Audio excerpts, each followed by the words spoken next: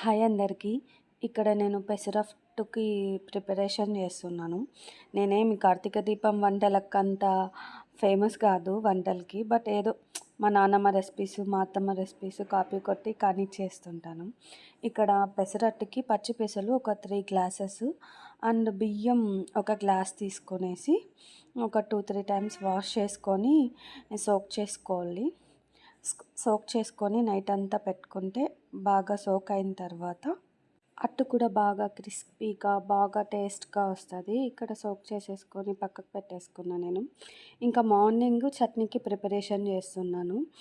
వెల్లుల్లి, ఉల్లిపాయలు, పచ్చిమిర్చి అండ్ టమోటా కట్ చేసి పెట్టుకొని స్టవ్ మీద ఒక ప్యాన్ పెట్టేసుకొని ఒక 3 టేబుల్ స్పూన్ ఆఫ్ ఆయిల్ వేసేసుకొనేసి అది వేడెక్కిన తర్వాత ఇవన్నీ వేసుకొని ఫ్రై చేసుకుంటాం.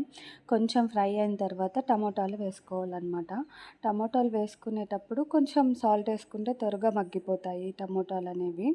ఇక్కడ నేను సాల్ట్ కానీ అండ్ కారం కానీ తక్కువే వేసుకుంటాను, ఎందుకంటే పిల్లలు తింటారు కదా.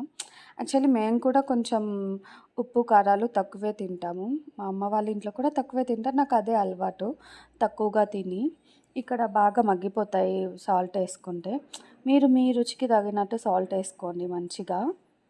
ఇక్కడ టమోటాలు బాగా మగ్గేంత వరకు ఫ్రై చేసుకోవాలన్నమాట మంచిగా. ఇలా ఆయిల్ పైకి వచ్చేంత వరకు ఫ్రై చేసుకున్న తర్వాత స్టవ్ ఆఫ్ చేసుకొని ఇంకా పక్కన పెట్టేసుకోవాలి. నేను ఒక ప్లేట్లో తీసుకొని చల్లారబెట్టుకోవాలన్నమాట.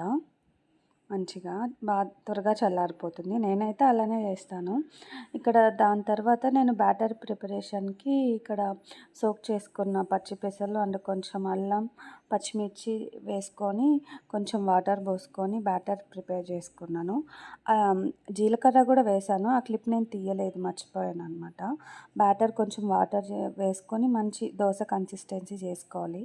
ఇక్కడ దోశ ప్యాన్ పెట్టేసుకొని ఉల్లిపాయతో ఆయిల్ వేసుకొని ఇట్లా మంచిగా స్ప్రెడ్ చేసుకున్న తర్వాత ఒక 2 గరిటెల బ్యాటర్ వేసుకొని మంచిగా పల్చగా స్ప్రెడ్ చేసుకోవాలి.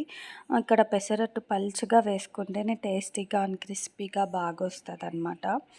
బాగా ఆయిల్ వేసుకొని ఒకవైపు బాగా ఎర్రగా కాల్చుకొని ఇంకో వైపు కూడా తిప్పుకొని మంచిగా ఎర్రగా కాల్చుకోవాలా. అంతే, ఇక్కడ మనకి వేడి వేడి pesarattu with tomato chutney ready. నా వీడియో కానీ నచ్చింటే సబ్స్క్రైబ్ చేయండి, లైక్ చేయండి.